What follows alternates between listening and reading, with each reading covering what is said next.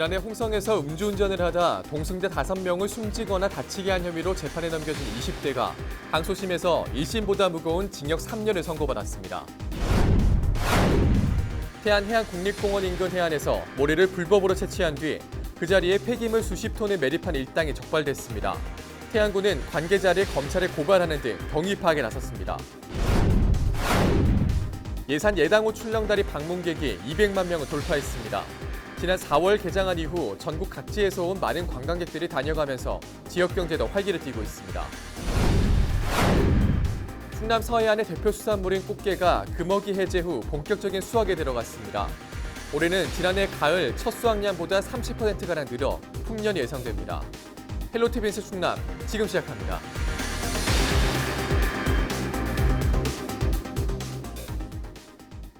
여러분 안녕하십니까? 헬로티비 뉴스 충남입니다.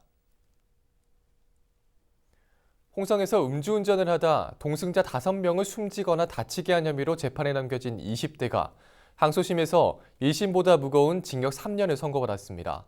보도국 취재기자 연결합니다. 한범호 기자, 자세한 내용 전해주시죠.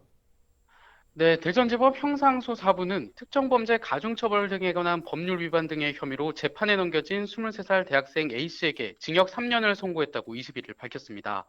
1심에서 받은 징역 2년보다 형량이 1년 더 늘어난 건데요. A씨는 1심에서 징역 2년을 선고받자 형이 무거워 부당하다며 항소했고 검찰은 형이 가볍다는 이유로 항소했습니다. 결국 항소심 재판부는 검찰의 손을 들어준 셈인데요.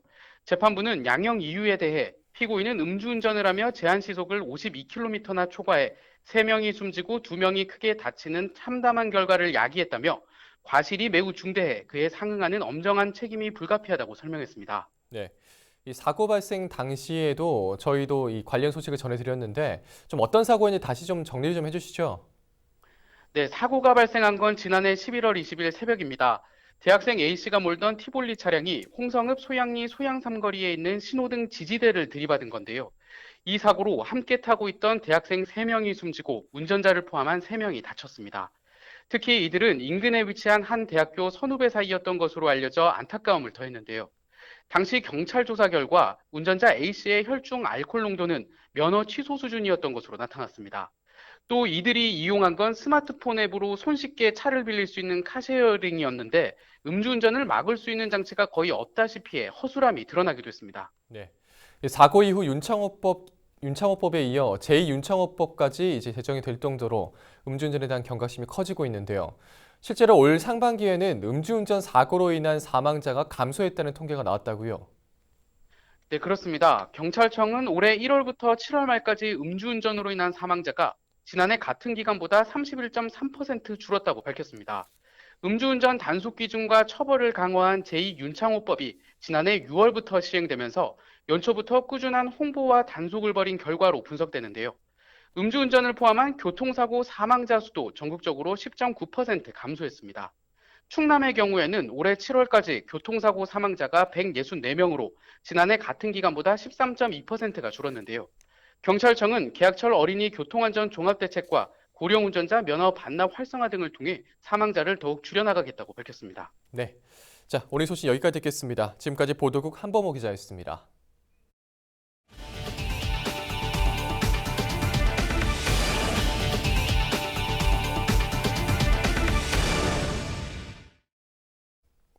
지난 봄에 개통한 예산 출렁다리에 벌써 200만 명이 넘는 관광객들이 다녀간 것으로 집계됐습니다. 출렁다리 덕분에 일자리도 생기고 상권도 활성화되면서 지역 경제에 큰 도움이 되고 있습니다. 정선영 기자입니다. 예산 예당호 출렁다리 방문객이 200만 명을 돌파했습니다. 지난 4월 개통한 지 약 4개월 만입니다. 작년 1년 동안 예당 관광지 전체에 20만 명이 다녀간 것과 비교하면 무려 10배나 많습니다. 관광객이 폭발적으로 늘면서 지역 경제도 덩달아 활기를 띠고 있습니다. 출렁다리로 인해 300여 개의 새로운 일자리가 생겼고 주변 식당과 편의점 등은 평소보다 매출이 3, 4배 증가했습니다.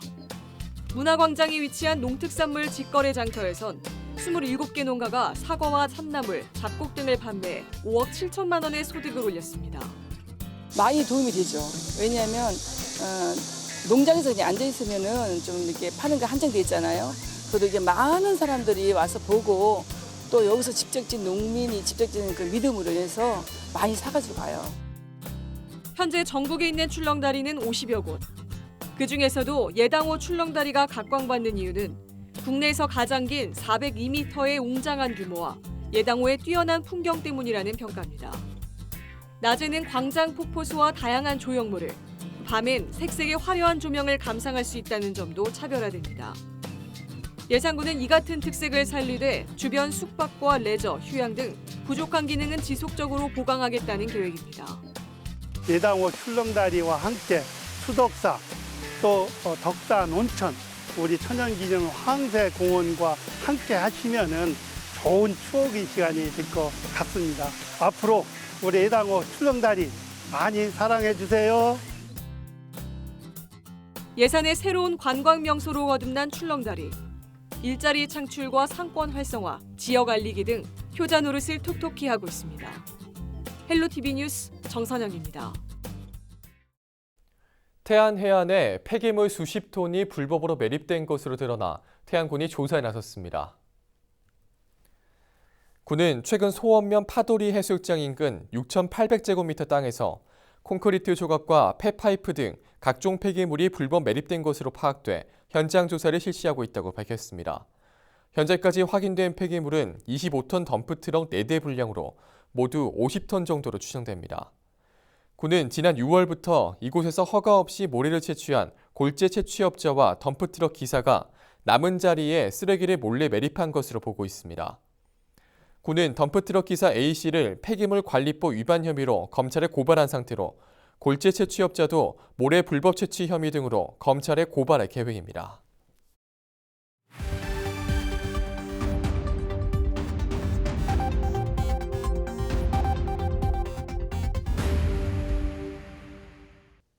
시청자 여러분 안녕하세요. 주민 여러분의 교통안전을 책임지고 있는 충남지방경찰청 문수진 순경입니다. 사고 현장이 담긴 블랙박스 영상을 통해 교통안전 수칙을 점검해보고 있는데요. 오늘의 첫 번째 영상부터 만나보겠습니다. 지난 5월 공주의 한 도로, 정차 중인 차량의 블랙박스에 찍힌 화면인데요. 차량 한 대가 중앙선을 넘어 불법 유턴을 하는 순간 역주행해오던 오토바이와 부딪힙니다. 좁은 도로에서 선행차의 서행을 기다리지 못하고 중앙선을 넘어 선행차를 추월하려다 발생하는 사고와 비슷한 상황인데요. 중앙선 침범, 불법 유턴, 역주행 모두 해서는 안 될 위법 행위입니다. 기본을 지키는 안전운전이 생명을 지키는 최고의 운전 습관이라는 사실 꼭 기억해 주시길 당부드립니다. 다음 영상 이어서 보겠습니다. 지난 5월 공주의 한 교차로 모습입니다. 신호기가 운영되는 교차로인데요. 신호에 따라 달려오는 흰색 차량 앞으로 자전거가 나타납니다. 손쓸 겨를 없이 그대로 치이고 마는데요. 어린이 자전거 운전자의 신호 위반으로 일어난 사고, 크게 다치지 않아 천만다행입니다. 자동차 운전자뿐만 아니라 자전거 운전자인 어린이 또한 스스로의 교통안전에 대한 주의를 기울여야 합니다. 보호자의 높은 안전의식 속에서 무단횡단이나 신호위반 등에 대한 경각심을 가질 수 있도록 지도해 주시길 당부드립니다. 다음 영상 이어서 보겠습니다. 지난 6월 홍성의 한 도로, 블랙박스 차량은 전화통화를 위해 갓길 정차 중인데요. 후방에서 주행하던 차량이 그대로 들이받는 사고가 일어납니다. 고장 또는 사고 등 부득이한 사유가 아닌 한 갓길 주정차는 현행법으로 금지되어 있습니다. 뒤에서 오는 차량이 졸음운전으로 갓길 차량과 부딪혔다 할지라도 갓길 주정차가 불법이므로 책임을 물게 된다는 점 기억하셔야겠습니다. 지금까지 블랙박스로 본 교통안전 문수진 순경이었습니다.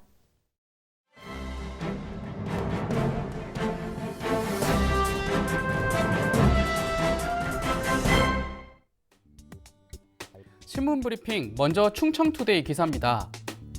충남 세종 버스 노사 간 막판 협상이 예정된 가운데 천안 지역 상황이 최대 변수로 떠올랐습니다.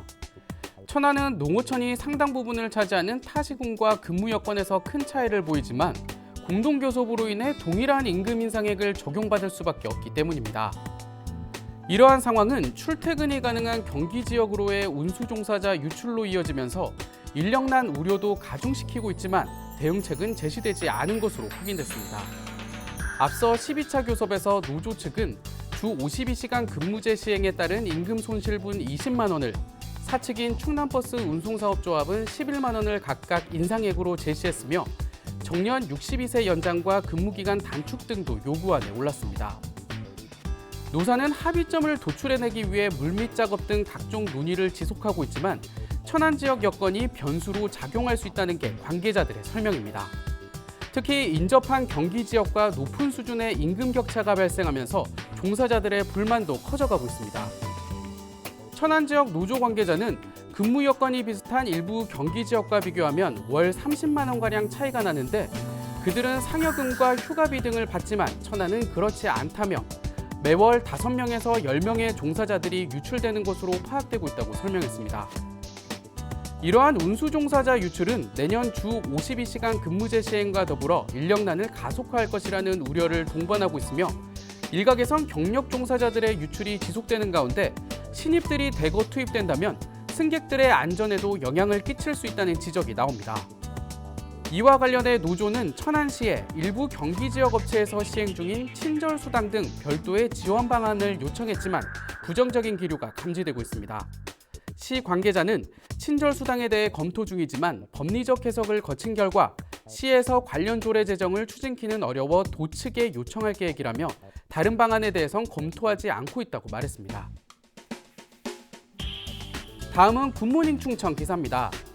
태안군 하간포 앞바다에서 대조기에만 나타나는 거대한 모래섬 장안 사태가 이달 초 드러나 화제를 모은 가운데 이곳에서 멀지 않은 해상에서 바닷모래를 채취하기 위한 사전 절차가 진행 중인 것으로 전해져 관심이 쏠리고 있습니다. 군과 대산지방해양수산청에 따르면 한국굴재협회 대전세종 충남지회는 장안 사태에서 서쪽으로 약 10km 떨어진 해상에서 바닷모래를 채취하기 위한 절차를 2016년부터 진행 중입니다. 지회는 이국 지적 4개 광구 7.3제곱킬로미터에서 310만 세제곱미터의 골재를 채취하겠다는 계획인 것으로 파악됐습니다. 지회는 해역 이용 영향평가를 완료한 후 군을 상대로 본격적인 허가 절차를 진행할 것으로 보입니다. 관건은 바닷모래 채취가 이뤄질 경우 장안 사태에 어떤 영향을 미칠 것이냐는 것인데요. 장안 사태는 특히 어패류와 조류의 산란 및 먹이 활동의 근거지이자 천연 방파제 역할을 하고 있어 허가 과정에서 또 다른 변수로 작용할 전망입니다. 대산수산청 관계자는 장안 사태는 천연 방파제로 서산 대산항에도 영향을 주고 있다며 바닷모래 채취와 장안 사태의 연관성에 대해 전문가들의 의견을 듣게 될 것이라고 말했습니다. 군 관계자는 지회와 대산수산청 간 협의가 완료되면 허가 신청이 들어오게 된다며 바닷모래 채취가 장안 사태에 미치는 영향이 있을지 없을지에 대해 군이 판단하긴 어렵다고 신중한 입장을 내비쳤습니다. 반면 사업 추진 측 관계자는 2010년경부터 장안 사태에 대한 모니터링을 진행해왔지만 바닷모래 채취로 인해 규모가 축소됐다는 결과는 나오지 않았다며 계절이나 태풍 등의 영향이 있을 뿐이라고 선을 그었습니다. 그는 또 사전조사 등 1년 6개월 안에는 허가가 났었는데 이번에는 횟수로 4년째 진행되고 있다. 그동안 협의 과정이 지연됐는데 지금은 어느 정도 마무리되고 있다며 허가 기간은 5년에서 1년 단위로 줄었다. 채취량은 정부와 충남도의 골재 수급 계획에 따라 정해질 것이라고 설명했습니다. 지금까지 신문 브리핑 전해드렸습니다. 네, 다음 소식입니다. 충남도가 공정성 향상을 위해 내년부터 공무직 채용에 필기 시험을 도입합니다. 도는 내년부터 공무직 채용 절차를 인사부서 통합 채용 방식으로 전환하고 필기 시험과 직무 적성 검사를 도입한다고 21일 밝혔습니다. 그동안 공무직 근로자는 부정기적으로 부서별 서류 전형과 면접 시험을 실시해 채용해왔으나 이번 개선을 통해 정기적으로 연간 충원 인원을 뽑을 계획입니다. 충남도는 또 산하 공공기관의 직원 채용에 대해서도 매년 인력 채용 계획을 수립하고 필기 시험과 인적성 검사를 의무화하는 등 규정 개정을 추진하고 있다고 밝혔습니다. 도는 산하 공공기관 의견 수렴을 거쳐 개선안을 확정하고 시행에 나선다는 방침입니다. 제24회 홍성 남당항 대하축제가 24일부터 다음 달 15일까지 열립니다. 천수만에서 자라는 대하는 키토산 성분과 단백질, 미네랄 등이 풍부하고 고소하고 담백한 맛으로 전국 미식가들의 입맛을 사로잡고 있습니다. 개막식은 24일 오후 6시 남당항 특설무대에서 진행되며 인기 가수의 공연 등이 펼쳐집니다.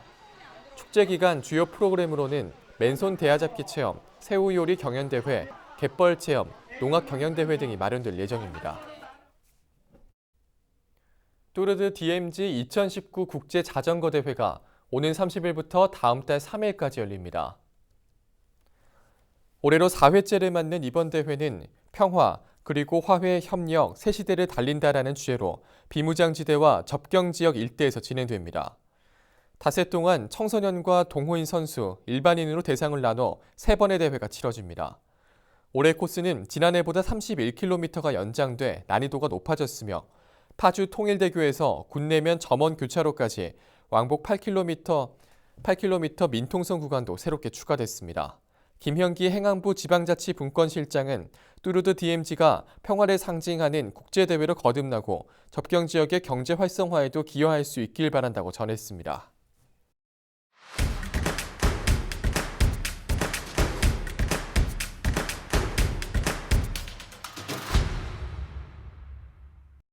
태안에선 21일부터 금어기가 해제되면서 본격적인 꽃게잡이에 돌입했습니다.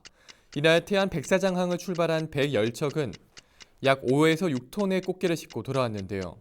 특히 올해는 지난해 가을 첫 수확량에 비해 30%가량 늘어 꽃게 풍년 조짐을 보이고 있습니다. 첫날 가격은 지난해 가을의 절반인 1kg당 6,000원에서 8,000원 정도로 형성됐습니다. 청양고추보다 200배나 더 매운 고추 등 세계 50여 개 나라의 이색적이고 희귀한 고추가 한자리에 모입니다. 청양고는 오는 30일부터 3일간 열리는 청양고추 구기자 축제에서 세계고추 사냐초 품종 전시관을 운영합니다. 전목고추, 화초고추 등 쉽게 접할 수 없는 특이한 고추가 전시돼 관람객들에게 색다른 경험을 선사할 예정입니다. 서산시가 6개 읍면 8개 마을을 대상으로 마을 만들기 지역 역량 강화 교육을 진행하고 있습니다. 이번 교육은 지역 주민이 능동적이고 적극적으로 참여하는 지역개발 사업이 이뤄질 수 있도록 역량을 강화하기 위해 마련됐습니다. 주민들은 마을 자원조사, 마을 리더 및 공동체 활성화 등에 대해 공동학습과 토론을 실시합니다. 소각 산불 없는 녹색마을 만들기 사업에 홍성군 2개 마을이 선정됐습니다. 이에 따라 금마면 봉서마을과 서부면 신촌마을이 녹색마을 현판에 달게 됐습니다. 녹색마을 만들기 사업은 논밭드론과 농임업 부산물 등의 불법 소각 행위를 사전에 차단하고 산불 예방 홍보 및 교육을 강화하기 위해 2014년부터 산림청이 시행하고 있습니다. 지금까지 25초 뉴스였습니다.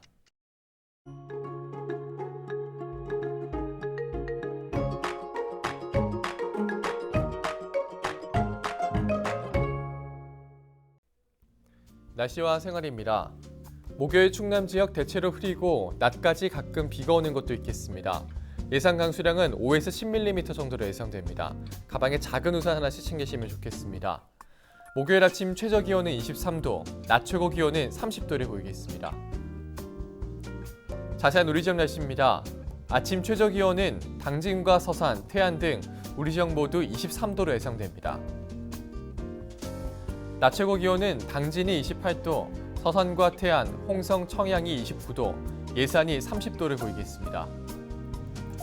다음으로 생활지수입니다. 목요일 충남 지역 흐리고 비가 올 것으로 예상됩니다. 빨래와 세차는 다음으로 미루시는 게 좋겠습니다. 낮 기온과 습도는 여전히 높은데요. 냉방은 꾸준히 하시는 게 좋겠습니다. 우리 지역 주간 날씨 살펴봅니다. 이번 주와 다음 주 북태평양 고기압의 가장자리에 들어 구름 많은 날이 많겠습니다. 기온은 평년과 비슷하거나 조금 높겠고 강수량은 평년보다 적겠습니다. 이어서 우리 지역 바다 날씨 살펴봅니다. 서해 중부 해상과 서해 남부 해상 흐리고 비가 오겠습니다. 바다의 물결은 서해 중부 0.5에서 1m, 서해 남부는 0.5에서 2m로 일겠습니다. 지금까지 날씨 전해드렸습니다. 헬로티비 뉴스 충남, 오늘 저희가 준비한 소식은 여기까지입니다. 저희는 언제나 지역 주민 여러분 곁에 있겠습니다. 함께해 주신 여러분 고맙습니다.